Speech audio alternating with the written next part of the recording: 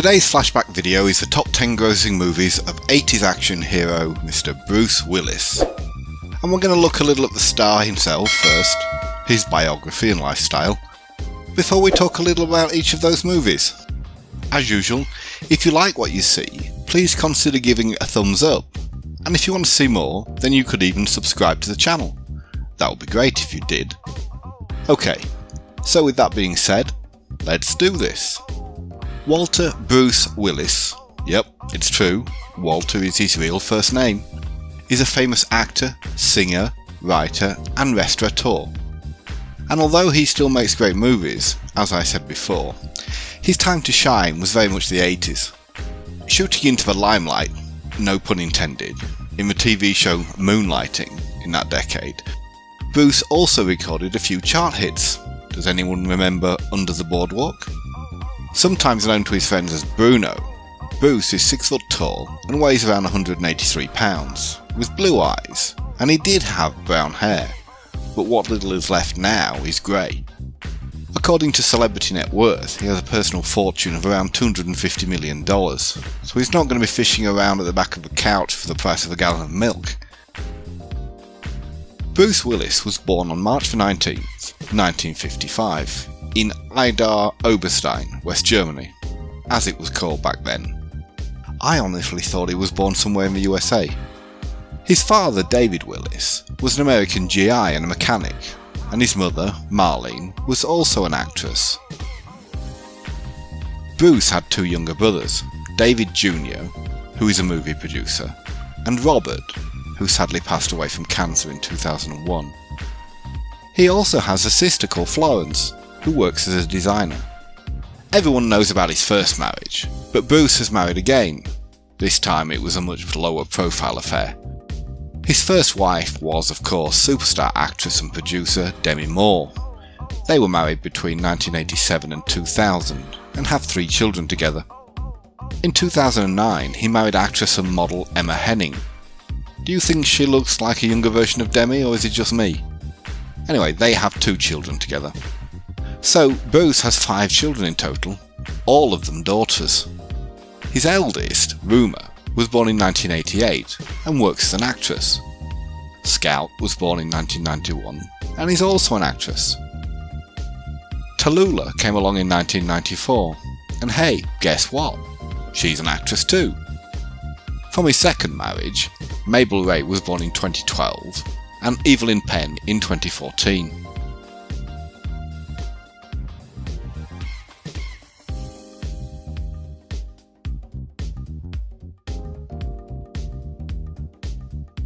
Bruce seems to split his time between Los Angeles and New York, with properties in the City of Angels, another in New Jersey, one in the upmarket area of Riverside South, Manhattan, and an apartment in the impressive and expensive Trump Tower in New York City itself.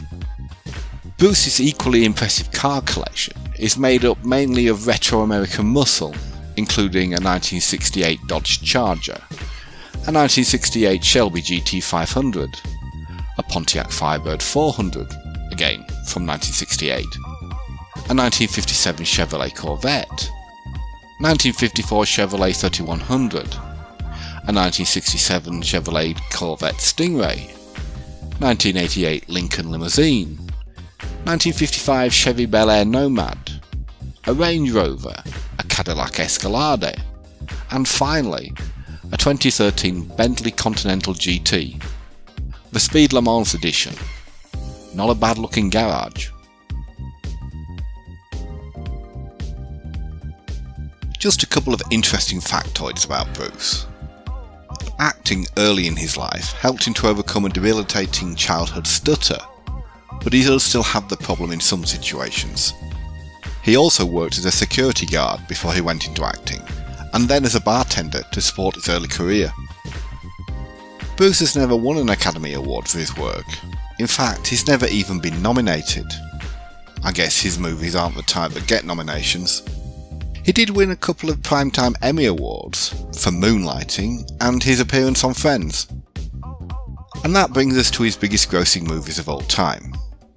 Now remember, Bruce's time to shine was in the 80s really, and the box office will reflect that. but there's no doubt that he's made some great movies in his time. In 10th place is The Fifth Element. This cool 90s sci-fi drama made under $65 million in the United States, but went on to gross close to $265 million worldwide. Bruce was joined by stars including Mila Jovovich, Gary Oldman, Ian Holm and Chris Tucker, to name but a few. Filmed at the Royal Opera House in London with a budget of around $90 million, the movie was directed by Luc Besson, produced by Gaumont, and released in the USA on May the 11th, 1997. You're going to have to learn to develop those communication skills.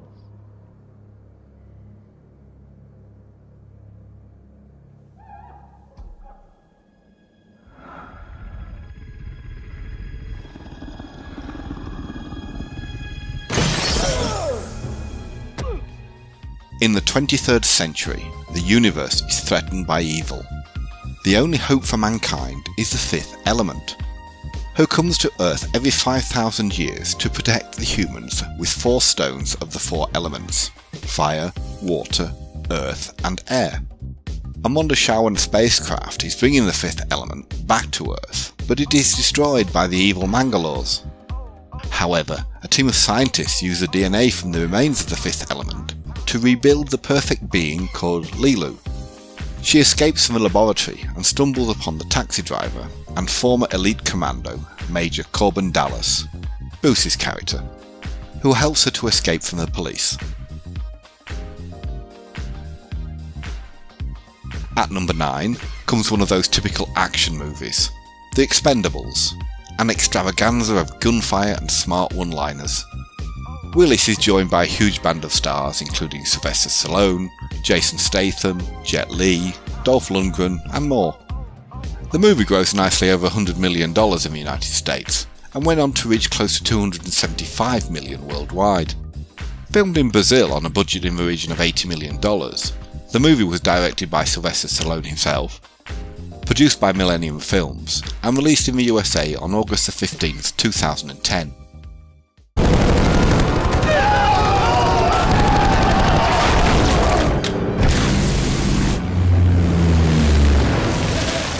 What are they doing?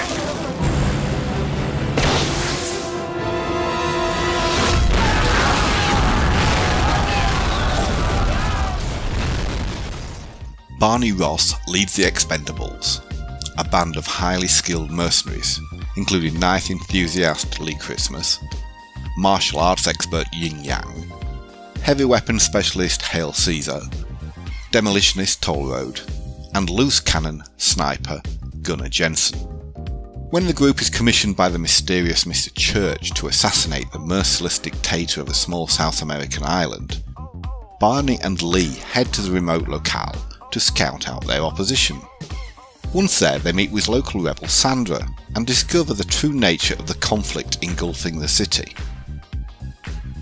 Next, we have the first appearance of Bruce's own action franchise, A Good Day to Die Hard. In this movie, Willis teams up with the likes of Jay Courtney, Sebastian Koch, Mary Winstead and Cole Hauser. The movie managed less than $70 million at the box office in the USA, but worldwide it went on to surpass $300 million. It had a filming budget of a little over $90 million and was based in Budapest, Hungary. It was directed by John Moore, produced by 20th Century Fox and released on February 17th, 2013. You know what I hate about the Americans? Everything. Especially cowboys.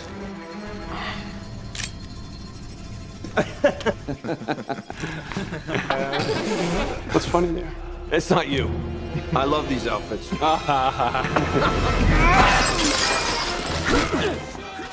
The iconic Take No Prisoners cop John McClane, for the first time, finds himself on foreign soil, after travelling to Moscow to help his wayward son Jack.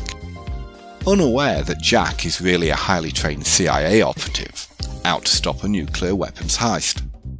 With the Russian underworld in pursuit, and battling a countdown to war, the two McClanes discover that their opposing methods make them unstoppable heroes. Next comes the second movie in that star-studded all-action franchise, The Expendables 2. Pretty much more of the same, just another location and a bigger budget. This time, in addition to Stallone, Willis is joined by Hollywood big hitters such as Liam Hemsworth, Jean-Claude Van Damme and Arnold Schwarzenegger. In the USA, the box office gross for The Expendables 2 was a touch over $85 million, and worldwide it totaled almost $315 million. Directed by Simon West, the movie was filmed on location in Bulgaria, with a budget of around $100 million. It was produced by Lionsgate and released in the USA on August 19th, 2012. We gotta get this thing out of here! You got any ideas? That's what I'm asking you! Well, I'm asking you!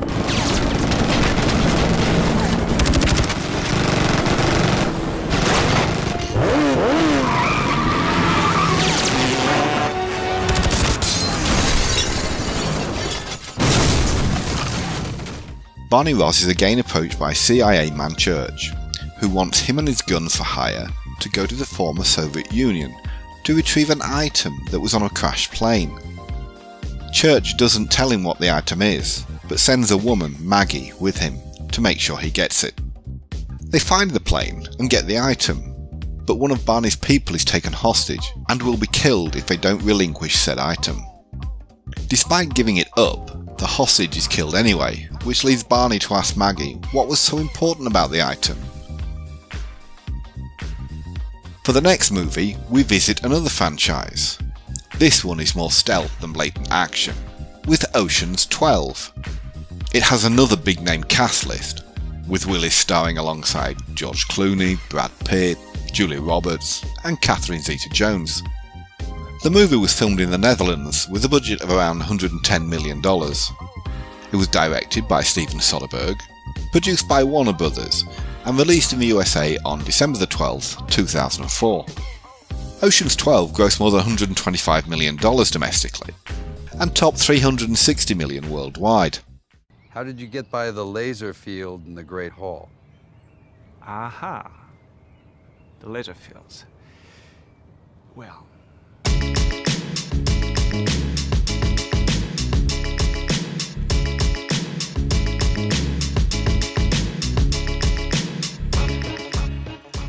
They pulled off one of the biggest heists ever, and now they have another job to complete. Ocean's 11, which consisted of Danny Ocean, Rusty Ryan, Linus Caldwell and others, all thought they would be able to enjoy their money, but someone has other plans. Terry Benedict is still fuming after losing his money and wants it back. The team now have the job of getting back all the money they spent, or risk being thrown in jail. How are they going to get it all back? By pulling off another amazing plan, of course. At number 5, we return to that first franchise and Die Hard with a Vengeance. Directed in the Bronx, New York by John McTiernan, with a budget of around $90 million. The movie co-starred Jeremy Irons, Samuel L. Jackson, Graham Greene and Colleen Camp. Die Hard with Vengeance grossed just over $100 million at the box office in the USA, and went on to achieve more than $365 million worldwide. It was produced by 20th Century Fox and released on May 21st, 1995. 70 seconds towards the park. But Wall Street is south! Man, stop yelling at me. I got a bad headache. And the best way south is not 9th Avenue. It's through the park. Oh, dear. I told you the park drive is always jammed. I didn't say Park Drive. I said through the park. John McClane is now almost a full-blown alcoholic and has been suspended from the NYPD. But when a bomb goes off in the Bonwit Teller department store, the police go insane trying to figure out what's going on. Soon, a man named Simon calls and asks for McClane. Simon tells Inspector Walter Cobb that McClane is going to play a game called Simon Says. He says that McClane is going to do the task he assigns him, and if not, he'll set off another bomb. In at number 4 is yet another of those all-action franchise movies, with G.I. Joe Retaliation, co-starring the muscle-bound Dwayne Johnson, Channing Tatum, Adrian Palicki and Ray Stevenson. G.I. Joe Retaliation was filmed in New Orleans with a budget of $130 million. Directed by John Chu, the movie was produced by Paramount Pictures and released on March 21st, 2013. The box office revenue reached almost $125 million domestically and topped $375 million worldwide. Welcome to hell.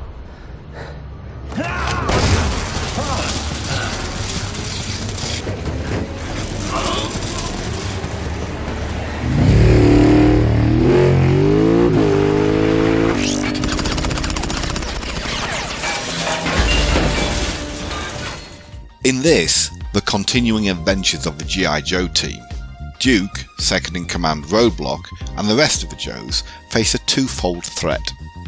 Not only is their mortal enemy Cobra rearing its ugly head again, but there is also a threat from within the US government.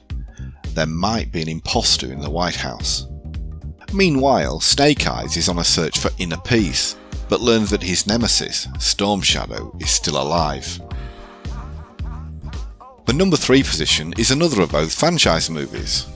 This time it's Die Hard 4, Live Free or Die Hard. With a cast including Justin Long, Timothy Olyphant, Maggie Q and Cliff Curtis, the movie was directed by Len Wiseman in Baltimore, Maryland, with a budget of $110 million. It was produced by 20th Century Fox and released in the USA on July 1st, 2007. Grossing almost $135 million domestically, and more than $385 million worldwide. Car's on fire. That can't be good. Oh, this is a bad fucking idea.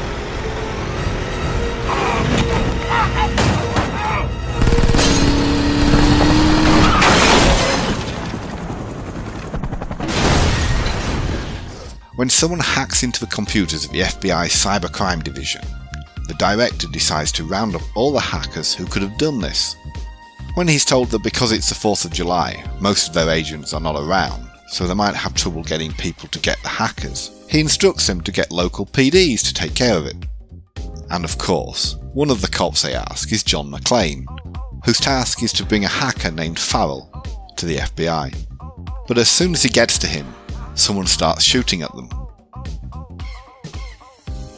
At number 2, we have the world annihilation thriller, Armageddon. Willis stars alongside Billy Bob Thornton, Ben Affleck, Liv Tyler, Will Patton and others. Directed in Houston, Texas by Michael Bay with a budget of $140 million, the movie was produced by Regency Enterprises and released on July 5th, 1998. In the USA, the movie managed to gross over $200 million, with the worldwide figure topping $550 million. We're sending up 2 shuttles, 2 teams. If I do this, I'm going to want to take my own men. You got it. No, Mrs. Curleen, it's Harry Stamper. You see Bear, you tell him Harry's looking for him. These guys get off this rig, they scatter. J. Otis Curleen, Bear. Probably the only black man on a big dog in Kadoka. Due to a shuttle's unfortunate demise in outer space, NASA becomes aware of a doomsday asteroid that is on a collision course with Earth. It seems that the only way to knock it off course is to drill into its surface and detonate a nuclear weapon. But as NASA's underfunded yet resourceful team train the world's best drillers for the job, the social order of the world begins to break down when information reaches the public and hysteria results. And finally, the number 1 slot is held by Willis's delve into the paranormal with The Sixth Sense. Filmed in Philadelphia, Pennsylvania with a budget of just $40 million, the movie was directed by M. Night Shyamalan and co-stars Haley Joel Osment, Toni Collette, Olivia Williams and Trevor Morgan. The Sixth Sense was produced by Hollywood Pictures and released on August 8th, 1999. Bruce's top-grossing movie made close on $295 million in the USA alone, but worldwide it soared to almost $675 million. Not bad, eh? I want to tell you my secret now.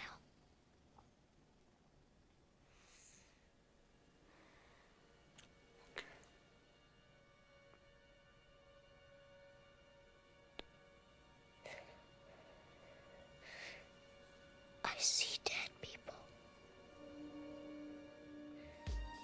Malcolm Crowe is a child psychologist who receives an award on the same night that he is visited by a very unhappy ex-patient. After this encounter, Crowe takes on the task of curing a young boy called Cole, who has the same ills as the ex-patient. This boy sees dead people. As a result, Crowe spends a lot of time with the boy, much to the dismay of his wife. Cole's mum is at her wit's end with what to do about her son's increasing problems, and Crowe is the boy's only hope.